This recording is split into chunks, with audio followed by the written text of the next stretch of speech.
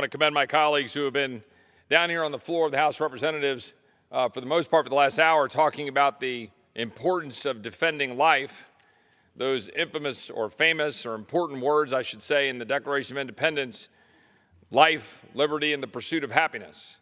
Nothing could be more important than this body focusing on defending life, liberty, and the pursuit of happiness. And my colleagues focus on life as we sit here now, 49 years removed from a Supreme Court decision taking out of the hands of the people and putting it into the hands of unelected judges decisions about the beginning of life, when life begins, the important reality of a people defending life.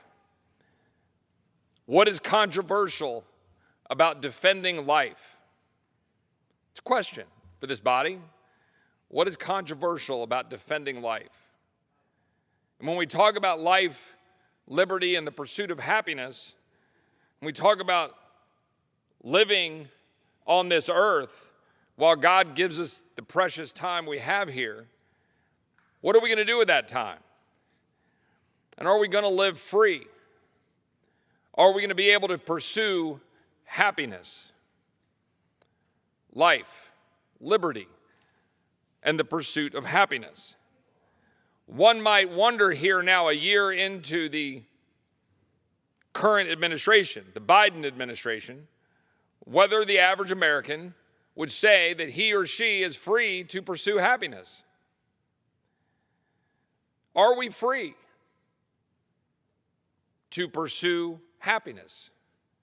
When in fact, just a few miles, or frankly, a few thousand feet from this chamber where we are right now, restaurants are being chastised and pursued by the government of the District of Columbia, representing this area that forms our nation's capital, because those restaurants may not believe that it is in their interest or the interest of the people that they serve to be checking papers, to be checking so-called vaccine passports or vaccine passes.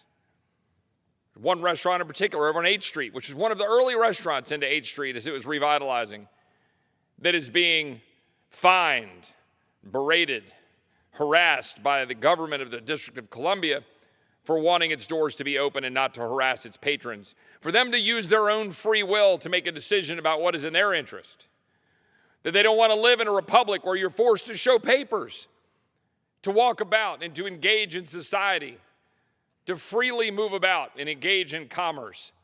The very heart of the kinds of ideas that the founders meant and that Jefferson meant when he penned Pursuit of Happiness. That we not allow a government through tyrannical policies to interfere with our pursuit of happiness, our ability to have a business, our ability to go out and take care of our family, our ability to move about, to engage in commerce, to create wealth and opportunity for our children and our grandchildren, to be able to get health care, to be able to be secure in our possessions, secure in our belongings, secure in our own homes.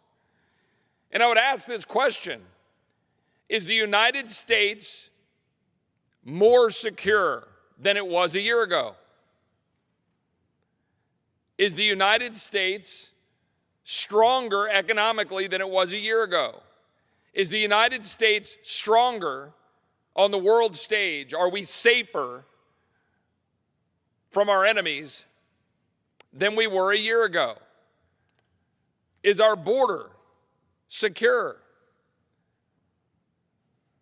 Are we able to afford energy and have reliable energy to heat our homes, fuel our cars,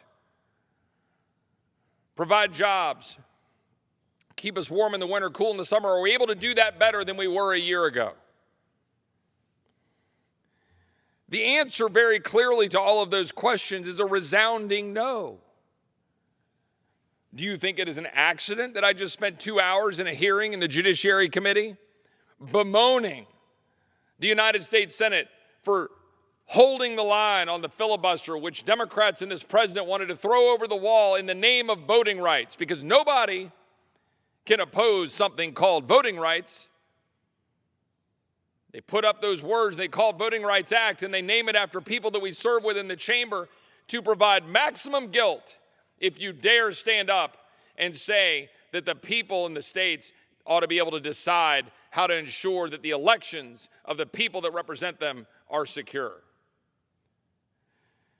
That you dare to have a voter ID favored by 80% of the American people.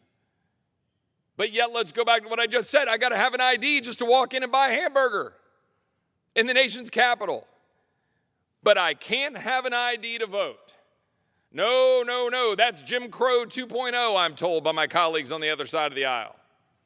I actually had colleagues on the committee today walking through the horrors of the poll tax, the jelly bean counting, all of the obstructions put into place for voting in the 1950s, 60s, that the Voting Rights Act nobly pursued to correct, and then tried to compare that to voter identification. Tried to compare that to wanting to make sure that mail-in ballots aren't abused by anybody, any party.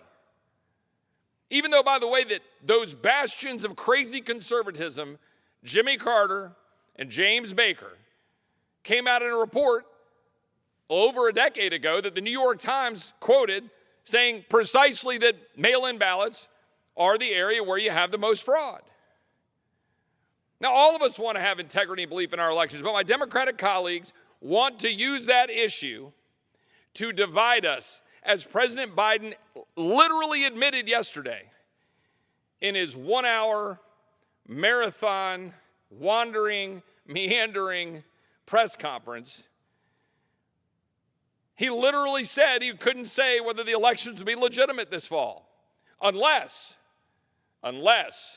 we embrace the legislation that he says must get passed, that we must set aside the traditions of the Senate to jam through, and all of it very clearly to set the stage for a lack of faith and belief in the elections that are coming this November.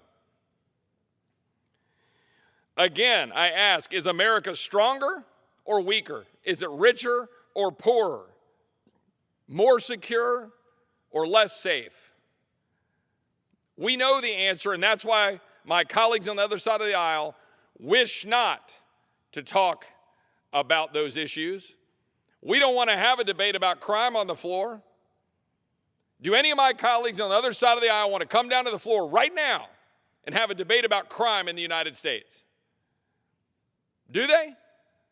With a 50% increase of crime in Austin, a 50% increase of crime in San Antonio, a 19-year-old woman shot in a Burger King in New York City, a 24-year-old student murdered walking the streets of Los Angeles, train robberies in 21st century America with litter all over the tracks in Los Angeles.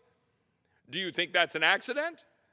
Or could it be the radical leftists that are funded to take over the district attorney's office in cities across America, radical city councils like the Austin City Council, leftists in this chamber who believe that letting criminals out on the streets, that believe in not prosecuting people, is going to make our country safer?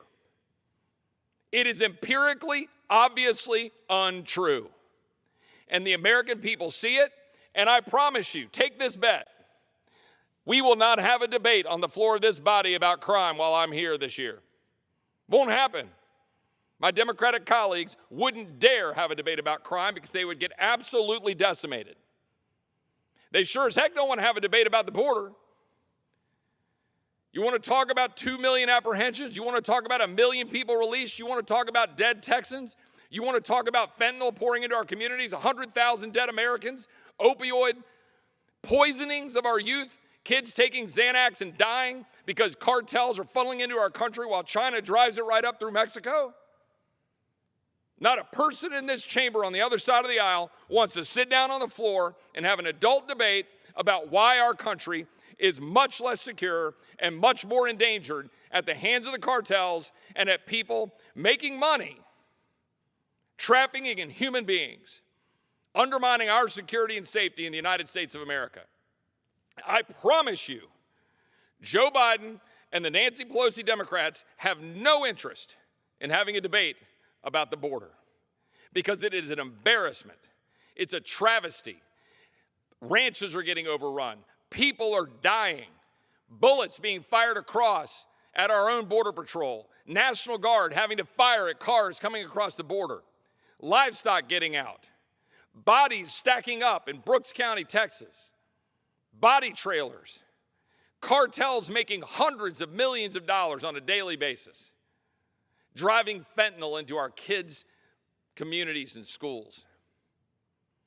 No, no, no, we do not want to have a debate about the state of our border.